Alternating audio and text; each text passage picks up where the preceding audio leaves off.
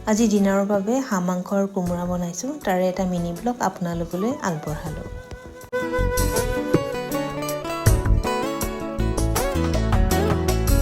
আনে যোৱা বাতে নোযোৱা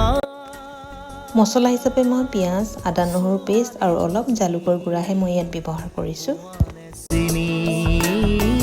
পোৱানে চিনি আনে যোৱা বাতে নোযোৱা ছোৱালীজনী পোৱানে চিনি পোৱানে চিনি